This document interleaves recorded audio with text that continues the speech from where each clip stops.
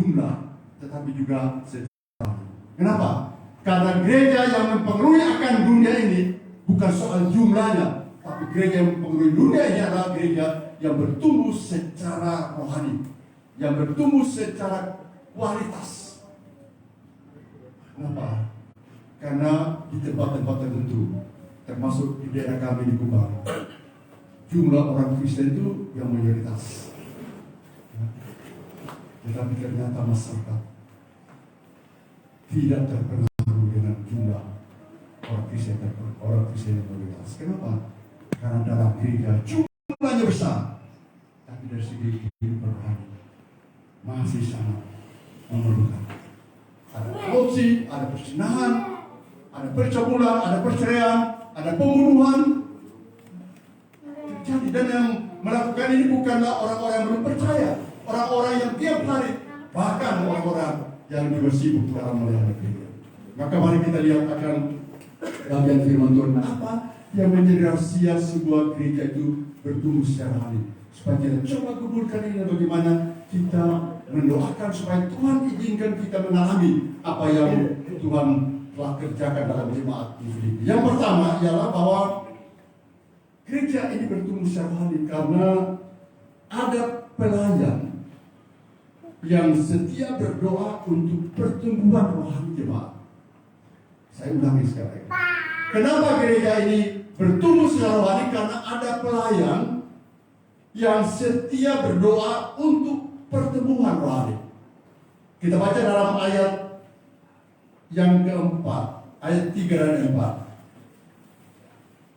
Aku mengucap syukur kepada Allahku setiap kali aku mengingat kamu.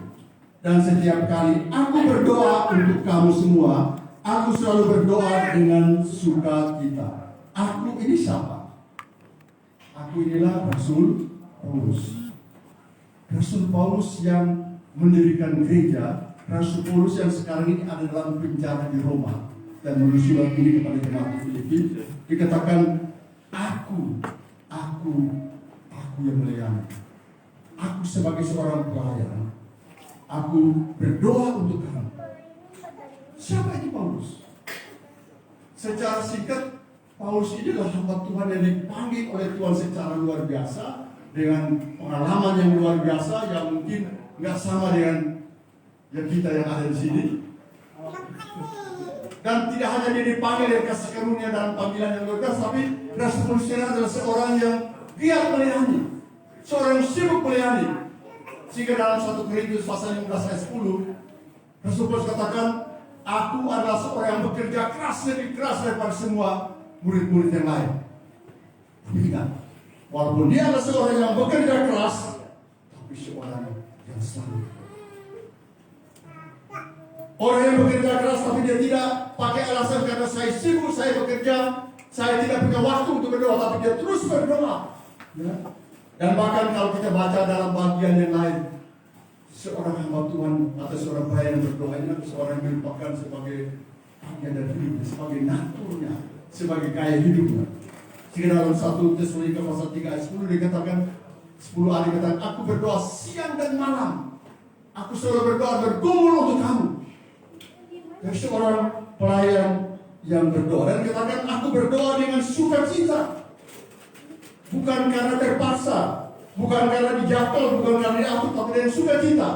Sehingga saya tidak mengenal waktu, saya tidak mengenal hambatan. Dengan sukacita saya berdoa untuk kamu siang dan malam. Dan inilah merupakan ciri khas dari misionaris yang melayani dalam misi. Karena Bapak Ibu pernah diberikan kesempatan untuk mengenal para misionaris yang ada di Indonesia atau tempat lain. Mereka adalah manusia-manusia biasa yang dipanggil oleh Tuhan untuk melayani, dan mereka salah satu ciri khas mereka, salah satu unggulan mereka adalah orang yang selalu berdoa. Ketika mereka masuk satu daerah di mana mereka tidak tahu bagaimana memulai pekerjaan Tuhan, sama mereka mulai dengan berdoa. Ketika mereka belum kenal seorang pun, di mana mereka bisa bergaul dan bisa berbicara tentang firman Tuhan, mereka berdoa. Dan itulah yang merupakan ciri daripada pekerjaan Tuhan yang bertumbuh. Dan gereja yang berdoa adalah gereja yang selalu dan senantiasa menikmati akan pertumbuhan-pertumbuhan rohani di dalam kehidupan mereka. Ya.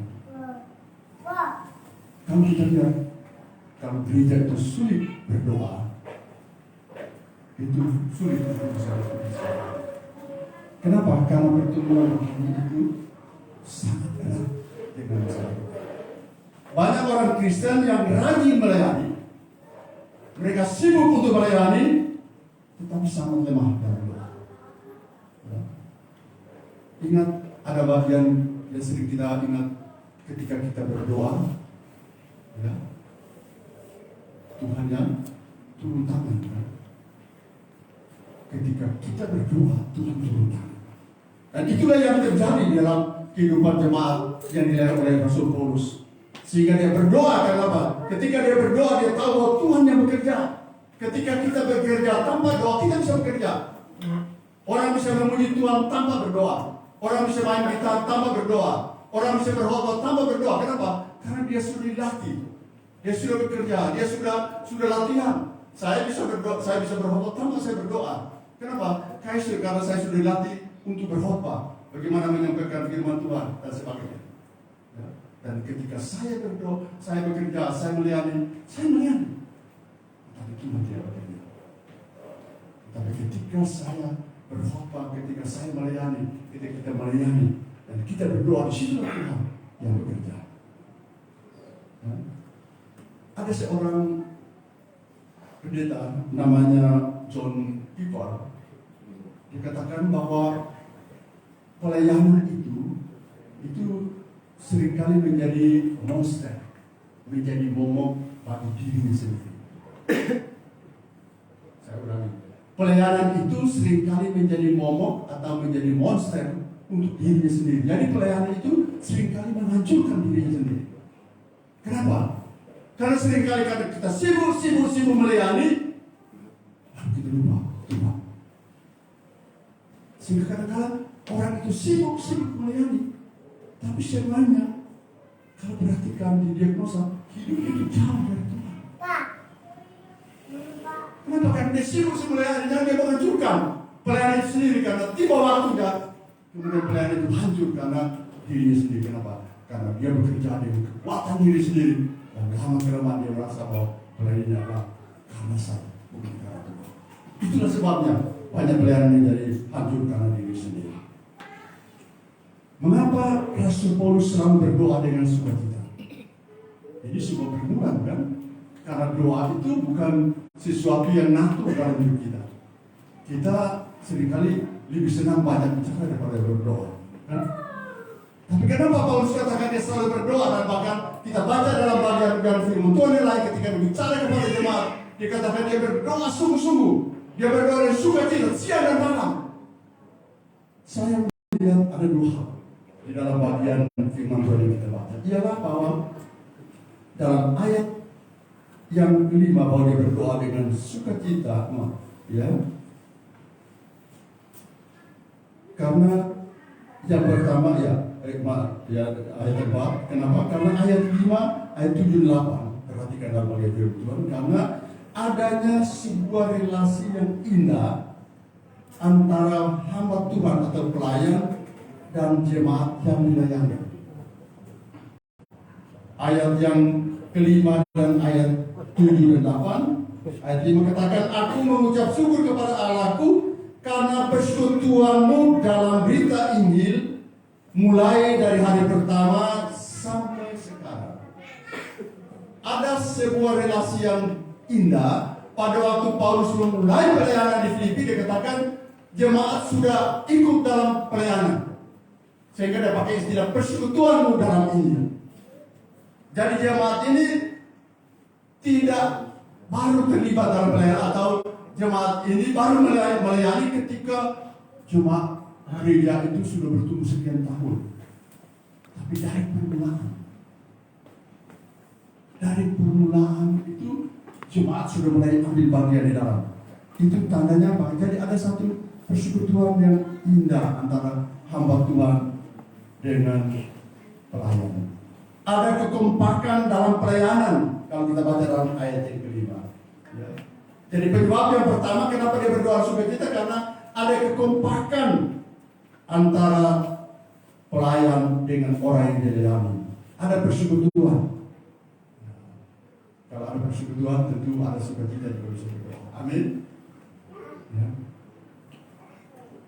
Persekutuan itu tidak hanya melayani bersama-sama, tetapi kalau kita baca dalam ayat 7 ayat 8 ialah bahwa mereka pun saling terpaut dalam kasih mesra satu sama yang lain. Jadi persekutuan itu tidak hanya secara permukaan. Tapi kalau kita baca dalam ayat 7 ayat 8, Paulus katakan bahwa ya, ayat 7 dan ayat 8, memang sudah sepatutnya aku berpikir demikian akan kamu semua, sebab kamu ada di dalam hatiku. Oleh karena kamu semua turut mendapat bagian dalam kasih karunia yang diberikan kepadaku baik pada waktu aku dipenjarakan maupun pada waktu aku membela dan meneguhkan berita Injil. Ayat 8, sebab Allah adalah saksiku betapa aku dengan kasih mesra Kristus Yesus merindukan kamu sekalian. Jadi mereka tidak hanya bersatu dalam pelayanan, tapi hati mereka juga begitu diikat. Ada kasih mesra antara satu dan lain, antara orang yang dilayani jemaat di Filipi dan juga antara pelayan. Jadi jemaat di Filipi selalu merindukan hamba Tuhan ini, dan hamba Tuhan juga selalu merindukan mereka. Kenapa? Karena ada kasih yang dalam, ada persekutuan yang dalam, ya, dalam hati mereka, sehingga ada hubungan kasih mesra antara satu dan lain, dan diwujudkan dengan jemaat itu mendukung pelayanan Paulus pada waktu permulaan. Dan kalau kita baca dalam bagian yang lain, dalam pasal yang keempat, Paulus menyinggung tentang bagaimana jemaat itu mengirimkan berulang kali persembahan untuk Paulus dalam pelayanan. Sehingga Paulus katakan, aku telah menerima persembahanmu, dan bahkan persembahanmu melebihi dari apa yang aku butuhkan. Dan Tuhanlah yang akan membalas, memberkati kamu jauh lebih apa yang saya doakan. Kenapa? Karena ada kasih mesra, ada persekutuan. Dan ketika ada persekutuan yang indah, relasi yang baik antara pelayan dengan jemaat, jemaat dengan jemaat, maka selalu ada sukacita untuk berdoa. Banyak kegiatan doa itu menjadi mati sendiri, ya, karena dalam jemaat sendiri ada konflik, ada intrik-intrik. Saya harap kita tidak alami seperti itu. Tapi saya sudah melayani 2 tahun dalam gereja Tuhan, sampai saya sudah emeritus. Saya tahu bahwa ada banyak gereja yang tadi mulai dengan doa yang bersemangat, ada doa yang sungguh-sungguh dari jemaat Tuhan, tapi kemudian mulai terjadi konflik, terjadi intrik-intrik, tidak ada lagi kesatuan, tidak ada kemesraan antara satu dan lain, sehingga akhirnya doa itu menjadi mati. Kenapa? Karena tidak saling untuk bertemu, tidak saling merindukan. Beda kalau ada kemesraan, ada relasi yang baik, maka kita selalu rindu untuk bertemu, rindu untuk berdoa bersama-sama. Dan itulah sebuah kekuatan di dalam Tuhan. Hal yang kedua, kenapa dia berdoa selain karena berdoa dan sukacita? Hal yang kedua ialah karena Rasul Paulus yakin bahwa gereja bertumbuh karena pekerjaan Allah sendiri. Ayat 6 katakan bahwa akan hal ini aku yakin sepenuhnya, yaitu Ia yang memulai pekerjaan yang baik di antara kamu akan meneruskannya sampai akhirnya pada hari Kristus. Kenapa dia berdoa? Dia berdoa karena dia yakin, dia percaya, dia mengimani bahwa gereja itu dimulai karena Tuhan. Tuhan yang pakai dia. Paulus dipakai, tetapi bukan Paulus, tapi karena Tuhan. Tuhan yang memungkinkan Paulus memulai, sehingga dia katakan bahwa bukan saya, tetapi karena Tuhan. Tuhan yang memulai, sehingga dia katakan bahwa karena Tuhan yang memulai, dan Tuhan juga akan meneruskan, dan Tuhan juga akan menyempurnakan, maka dia terus terus berdoa kepada Tuhan. Kepada jemaat di Korintus, dalam Korintus pasal 1 Korintus pasal 3 ayat yang ke-6, Yesus katakan bahwa aku Paulus yang menanam, Apolos yang menyiram, tetapi yang menumbuhkan ialah Kristus. Hamba Tuhan hanya menanam, menyiram, merawat, tapi yang menumbuhkan adalah Kristus, adalah Tuhan. Maka dia berdoa karena dia punya keyakinan seperti itu, bahwa yang dapat menumbuhkan jemaat ini bisa bertumbuh secara rohani ialah karena Tuhan. Dalam 2 Korintus pasal 3 ayat 5, Paulus katakan bahwa dengan diri kami sendiri, kami tidak pernah memperhitungkan segala sesuatu adalah pekerjaan kami. Tidak. Pekerjaan kami adalah pekerjaan Allah. Paulus adalah seorang hamba Tuhan yang luar biasa. Seorang yang katakanlah seorang mahaguru yang dididik oleh seorang mahaguru namanya Gamaliel di Tarsus. Tapi dia katakan bahwa dengan diri kami sendiri, kami tidak pernah memperhitungkan bahwa ini ada karena kami, ini ada karena kami, ini terjadi karena kami. Bukan. Semua yang kami kerjakan adalah pekerjaan Tuhan. Kami tidak ada apa-apanya kalau bukan karena Tuhan. Amin. Maka dia berdoa. Berdoa kenapa? Dia yakin sepenuhnya bahwa yang dapat membuat perubahan itu bukan karena dia, tetapi karena Tuhan. Maka sebagai gereja Tuhan, kita tidak boleh tergoda dengan atribut seseorang. Jangan kita tergoda hanya karena gelarnya profesor, doktor teologi, dan kita katakan jadi dan butuh. Kita butuh, tetapi itu bukan yang dibutuhkan.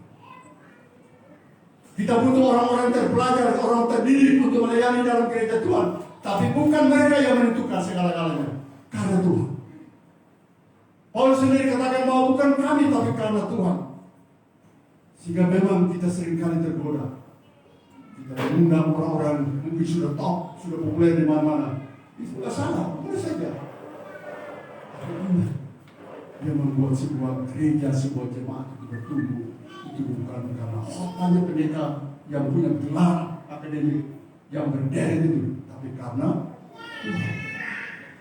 Bapak Ibu yang mungkin sedang menonton YouTube atau membaca berita-berita online sekarang, sebuah peristiwa heboh di Amerika, di Asbury University,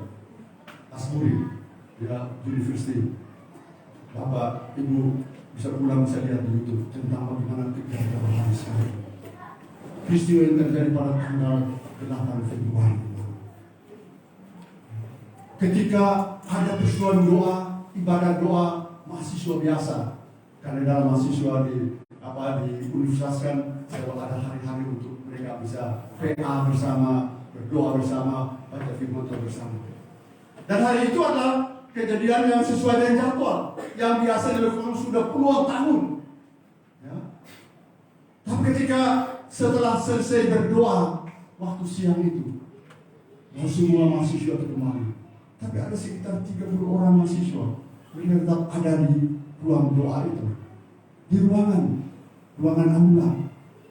Lalu mereka yang tinggal itu, mereka terus memuji Tuhan, mereka terus menyanyi, memuji Tuhan, menyembah Tuhan. Yang lain sudah pulang. Tapi ketika mereka sedang terus ada di sana berdoa, mereka memuji Tuhan, lalu tiba-tiba mereka yang pulang itu kembali lagi. Mereka kembali lagi, terjadi lagi, sehingga semua yang pergi kembali lagi. Selama 12 jam. Bahkan selama 12 hari terjadi. Nggak pernah selesai. Bahkan kalau baca di YouTube, sampai ada orang antri sampai 300 meter. Bagaimana mereka mau ingin masuk.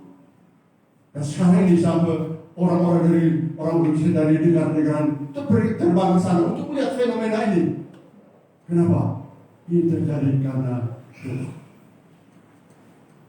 Selama ini khotbah disampaikan, selama ini ada profesor-profesor yang berbicara dalam peristiwa-peristiwa itu, tapi tidak terjadi sesuatu. Tapi ada momen pada tanggal 8 Februari yang lalu.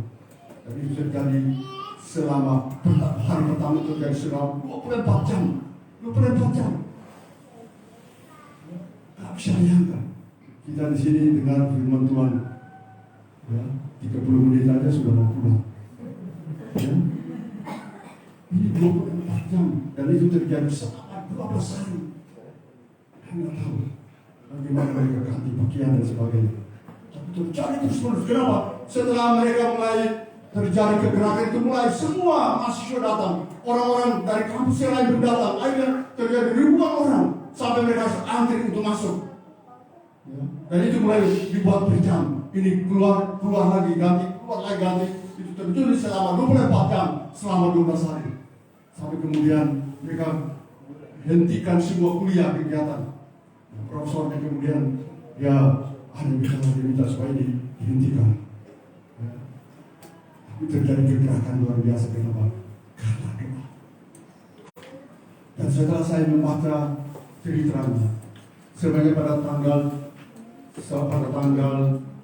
3 Februari 1970 yang lalu, ya, 1970 berarti sudah berapa tahun? Sudah 53 tahun.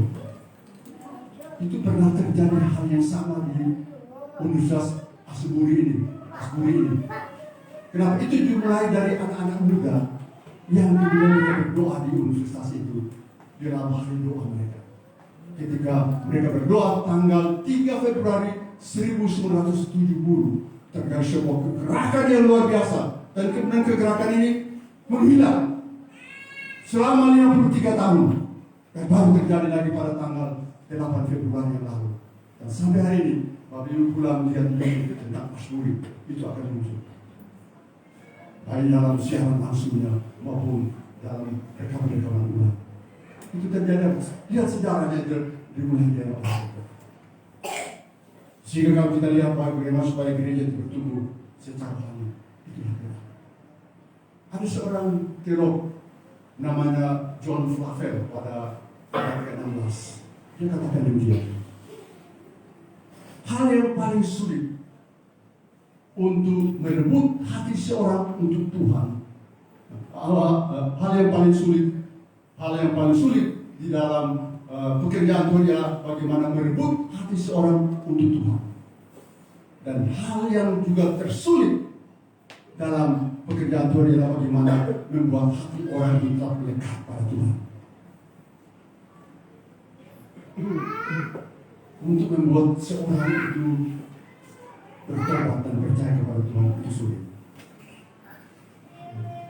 Tapi bagaimana supaya seorang bertobat ini kembali tetap bersatu dengan Tuhan, itu juga sulit. Kami katakan pekerjaan yang berhubungan dengan hati manusia, itu adalah pekerjaan manusia. Dan yang paling sulit itu hanya bisa dikerjakan oleh Dia yang membuat hati manusia, yaitu Tuhan. Sehingga kalau kita selalu bersandar, percaya, berserah kepada Tuhan, menantikan akan anugerah Tuhan, dan berserah mohon pertolongan Tuhan, libatkan Tuhan di dalam pekerjaan kita, dalam pelayanan kita, dalam gereja Tuhan, dalam hidup kita, dalam keluarga kita. Kita percaya akan ada kasih karunia Tuhan. Amin. Amin. Hal yang kedua, yang mengapa gereja ini bertumbuh secara hati, selain tadi karena ada pelayan yang berdoa. Hal yang kedua ialah kalau kita baca dalam ayat 9 sampai 11, karena ada pelayan yang memiliki sasaran yang jelas dalam pelayanan. Jadi karena dia berdoa, tapi dia juga punya sasaran. Sasarannya dia mau bawa jemaat ini kemana? Ya. Dalam ayat yang ke-9 ayat 10. Nah, dalam Amsal pasal 29 ayat 18 ada satu bagian firman Tuhan katakan demikian. Bila tidak ada wahyu, menjadi liarlah rakyat. Bila tidak ada wahyu, kata wahyu di sini, sebenarnya dalam terjemahan dalam bahasa Inggris itu vision. Visi. Kalau tidak ada visi, maka dikatakan liarlah rakyat. Jadi mereka tidak tahu kemana. Diterjemahkan dengan wahyu di sini, visi. Itu berbicara tentang mimpi atau sasaran dari seorang pelayan. Yang mau dituju, yang mau dicapai dalam perjalanan hidupnya, dalam perjalanan pelayanan mau kemana?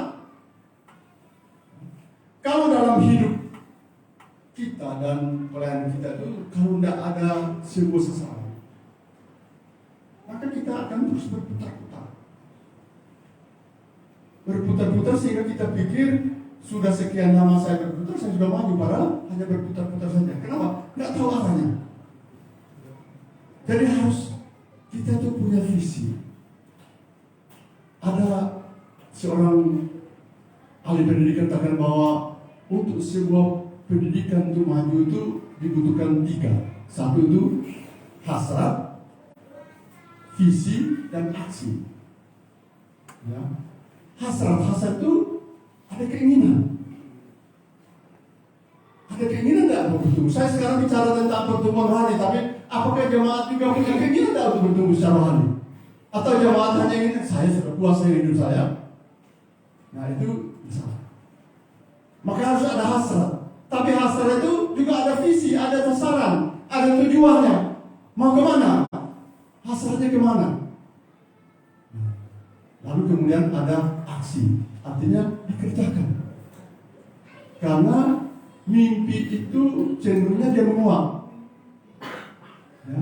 Mimpi itu cenderungnya dia menunduk. Visi yang hebat dalam diri seorang itu dia cenderungnya menurun. Kalau tidak dibangi dengan aksi, dibangi dengan bekerja. Dan biasanya dunia tidak suka dengan orang itu bermimpi. Ingat, Yusuf itu dijual oleh saudaranya karena mereka tahu dia tukang mimpi. Iya kan? Karena dia mimpi bahwa nanti dia akan jadi seperti ini, mereka jual alias jengkel. Tapi setelah mimpinya terwujud, harus segitu mereka harus. Jadi dalam pelayanan pun, siapapun kita tuh harus punya sasaran, harus punya tujuan, harus punya mimpi. Tiap malam kita mimpi, kita mau kerjakan apa? Tiap malam kita mimpi, kita mau buat apa? Tiap malam kita mimpi, kita mau sampai ke mana? Dan inilah yang dikatakan oleh Paulus sendiri. Ya. Jadi mimpi itu bisa saja melalui sebuah, orang katakan ada semacam resolusi, semacam ada tekad, semacam ada janji. Ya. Saya ingin tahun 2023 itu saya ingin jadi seperti ini. Nanti tahun 2024 saya ingin jadi seperti ini, nggak apa-apa, itu merupakan mimpi-mimpi kita. Tapi kalau kita baca dalam bagian firman Tuhan ini, mimpi Paulus itu terbaca lewat doanya. Ya. Terbaca lewat doanya dalam ayat yang ke-9 sampai dengan ayat 11. Ayat 9 katakan, dan inilah doaku, semoga kasihmu makin melimpah dalam pengetahuan yang benar dan dalam segala macam pengertian, sehingga kamu dapat memilih apa yang baik, supaya kamu suci dan tak bercacat menjelang hari Kristus, penuh dengan buah kebenaran yang dikerjakan oleh Yesus Kristus untuk memuliakan dan memuji Allah. Itulah mimpinya, itulah visinya, itulah sasarannya. Jadi tidak hanya berdoa supaya jemaat kalau bisa mereka tiap hari rajin beribadah, itu juga baik.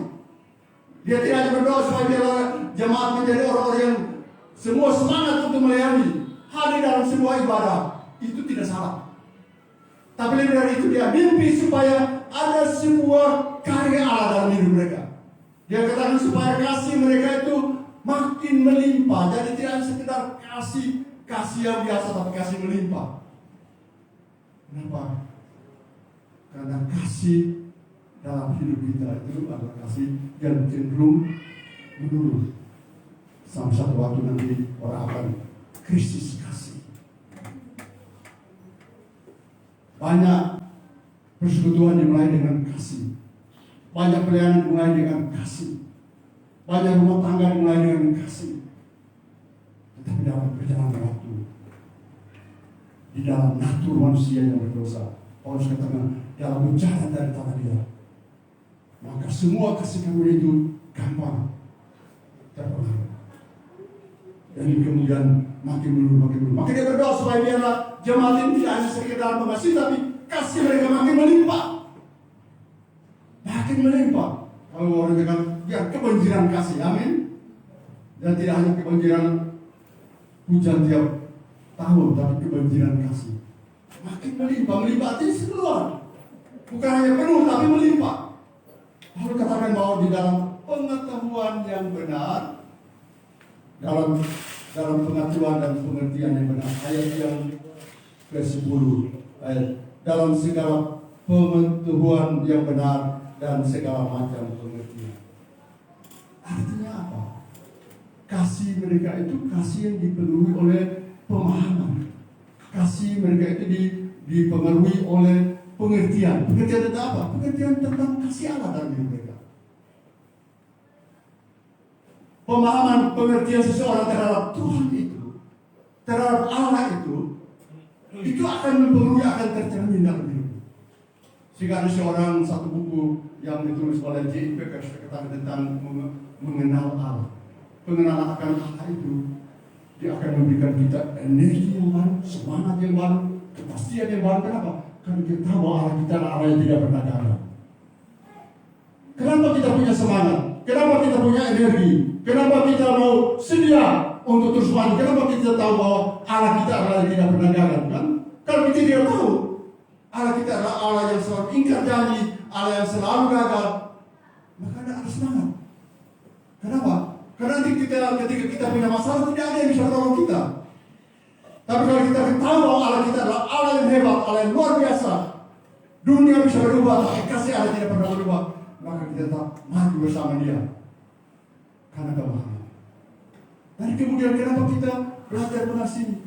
Kenapa? Karena kita tahu bahwa kasih sebesar apapun yang saya berikan kepada seorang itu nggak sebanding dengan kasih Allah kepada saya. Amin. Allah tidak hanya memberkati kita dengan makan, minum, pekerjaan, pengetahuan, pengertian, keluarga, tapi Dia memberkati kita dengan hidupnya sendiri. Sehingga firman katakan bahwa kalau anaknya sendiri sudah berikan kepada kita, apa saja yang Dia tidak berikan. Dan Allah tidak pernah kekurangan, karena Dia sudah memberikan segala hal untuk kita. Dalam pemahaman seperti ini, maka kasih mereka satu yang lain itu kasih yang terus melimpah. Mereka tidak pernah merasa dirugikan kalau mereka mengasihi orang lain. Mereka tidak pernah merasa bahwa nanti saya akan jadi pengemis, saya akan menjadi miskin kalau saya mengasihi orang lain. Enggak. Mereka akan terjadi semakin saya mengasihi, saya semakin dikasihi. Amin. Karena ketika saya menabur kasih, saya akan menuai kasih. Orang menabur itu adalah orang yang tidak pernah berhenti untuk menuai. Orang menabur dengan kasih yang limpah dalam diri mereka adalah orang yang tidak pernah kekurangan dengan kasih. Tuhan tidak bisa mengasihi dari bagian kanan, Dia bisa mengasihi dari kiri. Kenapa? Tuhan punya banyak cara. Amin. Dan inilah Paulus berdoa supaya jemaat ini sadar mereka mengasihi, tapi mengasihi bukan asal-asal mengasihi, tapi mengasihi dalam apa? Pemahaman mereka yang benar. Sehingga meskipun mungkin ada orang yang mengecewakan, tapi karena dalam pemahaman yang benar Tuhan tidak pernah mengecewakan. Ada orang yang bisa mengkhianati kita ketika kita mengasihi Dia salah memahami tentang kasih kita, tapi Tuhan tidak pernah salah memahami kasih kita. Amin. Dan itu harus didasar, kita mengasihi itu harus didasarkan pada pemahaman, bukan hanya berdasarkan emosi, perasaan, tapi berdasarkan pengetahuan yang benar dan pengertian. Tentang apa? Tentang Tuhan. Karena hidup kita selalu berorientasi kepada Tuhan. Saya lakukan apa? Karena Tuhan. Yang terlebih dahulu lakukan untuk hidup saya. Amin. Dari jemaat Tuhan itu, kita mengasihi itu bukan karena kita mengasihi bukan karena saya suka dengan siapa, tapi mengasihi bukan karena suka dengan hamba Tuhan, suka dengan pendeta, bukan. Tapi karena suka dengan Tuhan yang telah memberikan teladan untuk kita. Itulah kasih Allah. Dan itu kalau jemaat bertumbuh dalam seperti itu, maka walaupun ada mungkin konflik, ada masalah, tidak hanya dalam gereja, dalam juga keluarga, tapi dia tahu bahwa Tuhan lebih di atas segala masalah kita. Ada orang yang bisa menyakiti hati kita, tapi Tapi Tuhan sanggup memberikan itu. Dalam pemahaman yang benar. Jadi kasih itu didorong pada dasar pemahaman yang benar. Kalau kita tidak paham benar, kita gampang kecewa. Ada dua pengharapan. Ada satu pengharapan yang besar, adalah pengharapan tentang janji Tuhan dalam hidup kita. Janji Tuhan dalam hidup kita. Walaupun diri kita di sini menderita, tapi kita akan tetap di surga. Amin. Dan yang menjadi itu Tuhan tidak pernah kecewa. Tapi ada janji-janji yang bisa jadi kita membuat kecewa. Misalnya, saya ingin supaya usaha saya lancar, tetap tidak lancar.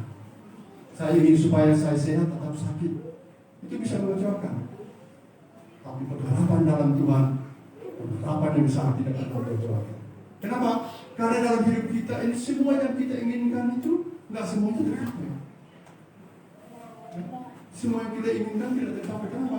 Ada banyak faktor di dalamnya. Tetapi kerinduan kita hidup bersama Tuhan itu tidak pernah berbeda apapun. Amin. Dalam pengalaman ini maka kita tidak gampang kecewa dengan Tuhan. Apapun yang terjadi kita percaya. Seandainya, maka Paulus katakan seandainya tubuh kami yang jasmani makin menurun, tetapi hati kami, batin kami makin diperbuih dari hari ke hari. Kenapa? Karena ada Tuhan.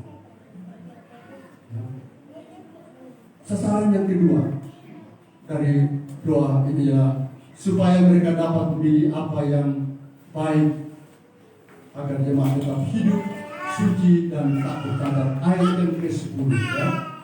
Supaya mereka ya, sehingga kamu dapat memilih apa yang baik, supaya kamu suci dan tak bercacat menjelang hari Kristus. Dia berdoa supaya jemaat ini adalah jemaat yang tidak hanya memahami, mengerti tentang bagaimana kasih Allah terhadap mereka, tapi mereka juga bisa tahu memilih apa yang baik dan apa yang benar. Persoalan yang paling sulit dalam hidup kita, salah satu persoalan ialah membuat pilihan. Membuat pilihan antara yang baik dan yang tidak baik. Ya. Antara yang oke dan yang tidak oke. Ya. Itu tidak gampang. Dan banyak hal terjadi dalam hidup seseorang. Itu akibat dari pilihan yang salah. Tuhan berikan kita hikmat, Tuhan berikan kita pengertian, Tuhan berikan kita kemampuan untuk memilih mau ke kanan atau ke kiri. Nah, seringkali ada banyak masalah dalam hidup kita kemudian katakan ini karena Tuhan, bukan. Itu karena salah pilihan. Sehingga banyak orang-orang baik dalam dirinya, tapi kemudian dalam suatu saat dia salah membuat pilihan dalam dirinya. Banyak rumah tangga Kristen itu sudah bermasalah dari permulaan karena salah. Banyak anak-anak muda dalam hidupnya yang penuh dengan energi, yang penuh dengan semangat, yang pintar dalam hidupnya, tapi dia salah membuat keputusan dalam hidup. Membuat pilihan di mana dia bekerja, di mana dia hidup, dengan siapa dia berkeluarga, dengan siapa dia menikah. Karena salah membuat. Banyak kekacauan terjadi karena apa? Bukan karena tidak ada orang pintar, bukan tidak ada orang hebat terdidik, bukan tidak ada orang wanita, tapi orang yang salah membuat keputusan. Maka dalam hidup kita sungguh membutuhkan tuntunan Tuhan, supaya setiap kali kita membuat keputusan untuk masa depan kita tidak menyesal karena kita membuat keputusan. Ya, anak-anak muda di dalam dunia yang semakin canggih, ya. Saya lihat ada banyak keluarga yang kemudian mengalami bermula tersendiri karena permulaannya sudah salah membuat keputusan hanya dasar bersama karena cinta. Yang ternyata cintanya buta.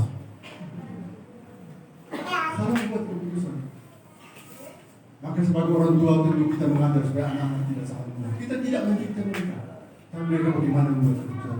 Keputusan benar, keputusan yang selalu selaras dengan apa. Keputusan ini benar atau tidak.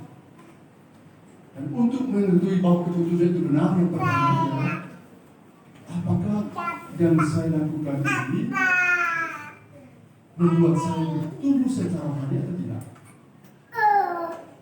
Yang saya lakukan ini, pekerjaan yang saya lakukan ini, teman yang saya dekati ini, teman yang saya bergaul ini, membuat saya semakin maju secara rohani atau tidak. Tidak, itu bukan benar. Apakah yang saya putuskan ini, apakah ini memuliakan Tuhan atau tidak? Yang ketiga adalah apakah yang saya putuskan ini menjadi berkat untuk orang lain atau tidak? Jadi ukurannya, apakah ini membuat saya bertumbuh secara rohani? Apakah ini bisa memuliakan Tuhan ketika orang tahu bahwa ketika saya lakukan ini, mereka melihat akan kemuliaan Tuhan, memuliakan Tuhan, melihat akan keagungan Tuhan. Dan ketiga adalah apakah ini memberkati orang atau tidak? Maka kita perlu akan hikmat Tuhan. Paulus berdoa supaya jemaat ini tidak hanya mereka adalah orang-orang yang bersemangat untuk melayani, semangat beribadah, tapi orang yang tahu membuat keputusan. Bagaimana mereka memutus mendidik dan mengarahkan keluarga mereka, anak-anak mereka, keluarga mereka, pelayanan mereka. Itulah yang dibutuhkan. Di mana di dalam jemaat Tuhan itu ada orang-orang yang diberikan hikmat untuk membuat keputusan-keputusan yang sangat berarti dalam hidup mereka. Itulah kita lihat bahwa jemaat akan diberkati. Amin. Maka apa yang kita mau belajar dari pengalaman dari jemaat Tuhan ini? Yang berhubungan dengan pelayanan. Ada dua hal yang berhubungan pelayanan dan hubungan dengan keluarga kita dan pertemuan rohani kita. Yang pertama berhubungan pelayanan adalah perlunya jemaat yang berdoa untuk pertumbuhan rohani gereja. Paulus berikan contoh. Kita harus juga punya kerinduan hasrat untuk pertumbuhan siapa. Perlunya ada relasi yang baik antara pelayan dengan orang-orang yang dilayani. Ini perlu dibangun. Ini kebutuhan semua gereja Tuhan. Tidak hanya gereja Tuhan sini, gereja dimanapun. Di mana saya melayani juga demikian. Perlunya ada hubungan relasi. Supaya apa? Supaya kita bisa berdoa dengan sungguh-sungguh, berdoa dengan semangat. Kenapa? Relasi, hubungan yang baik untuk saling bisa bertemu. Kemudian berhubungan pelayanan perlunya ada target-target dalam seluruh pelayanan gereja. Kita mau bawa jemaat ini seperti apa? Karena kalau kita melayani tanpa sasaran, tanpa target, lama kelemahan pelayanan itu membusangkan, menjenuhkan. Tapi ketika kita punya target-target pelayanan, maka kita selalu terdorong, termotivasi untuk sampai target itu. Selalu ada semangat, walaupun kita capek, walaupun kita lelah, tapi kita bawa target itu belum tercapai, kita akan terus terdorong, termotivasi. Kalau tidak, maka lalu kelemahan kita jadi bosan. Maka setiap kali kita datang untuk beribadah harus ada target. Saya target apa? Saya datang untuk apa? Saya datang untuk belajar firman Tuhan. Belajar untuk apa? Bagaimana supaya saya bisa menikmati akan Tuhan dalam hidup saya. Lewat firman Tuhan. Itu berhubungan dengan pertumbuhan rohani keluarga Kristen.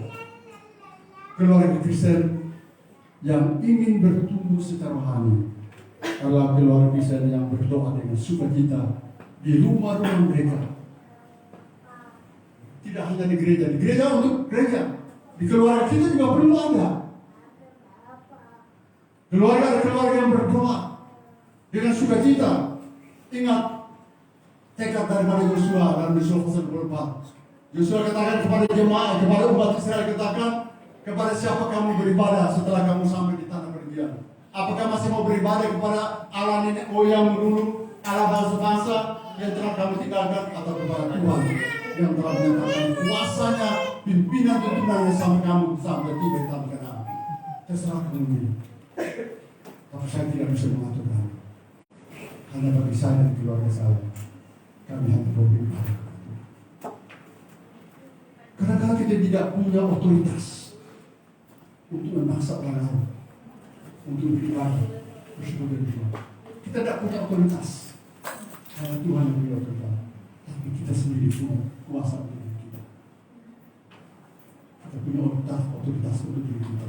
Dan saya dan keluarga saya ingin memuji Tuhan, kami ingin berdoa Tuhan supaya tidak hanya terjadi peristiwa 8 Februari yang lalu di Asbury University, tetapi itu sudah ada keluarga saya. Kenapa? Karena apa yang terjadi di Asbury itu bisa juga terjadi di keluarga. Mana buktinya? Ingat keluarga Cornelius dalam Kisah 2 pasal 10. Setelah peristiwa Pentakosta di Yerusalem, maka tidak pernah terjadi ada kegerakan rohani yang luar biasa sampai pada waktunya di mana Petrus datang mengunjungi keluarga Cornelius dalam sebuah visi di mana Cornelius dalam berdoa untuk diminta supaya orang diutus untuk pergi bertemu dengan Petrus di bawah. Dan ketika Petrus sedang berbicara, bersaksi, belum berdoa, dia sedang bersaksi, tiba-tiba seluruh keluarga Cornelius yang kumpul di rumah itu mereka semua mulai dipenuhi Roh Kudus, mereka mulai berbicara dalam bahasa lain. Itu terjadi mana? Bukan di Yerusalem, dalam keluarga Cornelius. Dan kita juga percaya bahwa Allah, kita adalah Allah yang punya kuasa yang mampu juga bekerja, tidak hanya di Asbury sana, tapi bisa di gereja Tuhan di sini dan juga dalam gereja kita, dalam keluarga kita. Kalau kita mulai memberikan tempat untuk Tuhan, kita berdoa seperti kita. Karena tidak ada, saya pendeta pun tidak mampu untuk mendidik keluarga saya. Karena bukan Tuhan. Tidak ada seorang pun yang mampu. Terdidik bahkan guru sekalipun, kadang-kadang tidak mampu mendidik anak. Dia bisa mendidik anak orang lain, tapi dia bisa mendidik anaknya. Ingat, Imam Eli, dia bisa memuridkan Samuel, tapi tidak bisa memuridkan anak-anaknya sendiri. Karena bukan karena Tuhan. Maka kita sebagai keluarga juga jangan bertanya. Susah karena ada orang yang rajin berdoa di gereja, tapi dia malas berdoa di rumah. Ya. Seharusnya di gereja kita berdoa, di rumah juga kita berdoa. Kenapa? Pergumulan gereja ya gereja, pergumulan keluarga berbeda lagi dengan pergumulan gereja. Pergumulan gereja, pergumulan keluarga, pergumulan bagaimana mendidik anak-anak itu. Kenapa? Karena ketika anak-anak itu masih kecil, masih di bawah otoritas kita. Tapi ketika dia mulai remaja, sudah mulai dekat. Ya, sekarang kita sudah mulai dekat. Apalagi sampai dia menjadi pemuda. Maka sejak dini kita sudah mulai dibakar itu. Dalam keluarga juga perlu dibangun hubungan yang harmonis seperti apa yang dialami oleh Paulus dengan jemaat Tuhan. Supaya semua anggota keluarga saling memberkati satu sama lain, saling menjadi berkat juga bagi orang lain. Ada hubungan keluarga yang harmonis. Ya.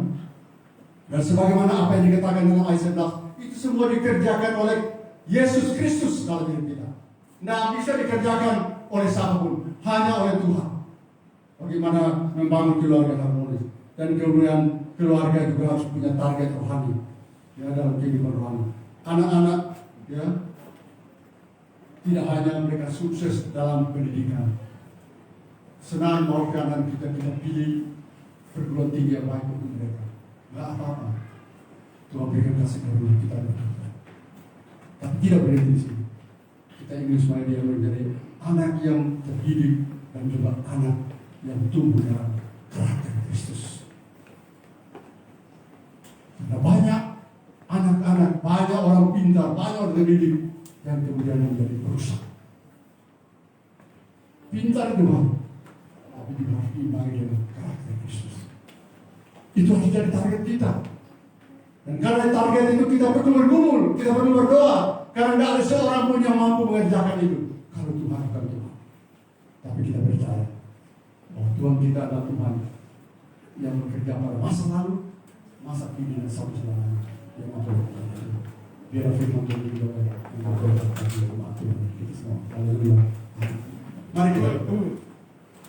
Bapa di surga, kami sungguh bersyukur untuk kebenaran firman Tuhan yang mungkin sudah seringkali kami baca dengan benar. Tapi hari ini Tuhan ada sesuatu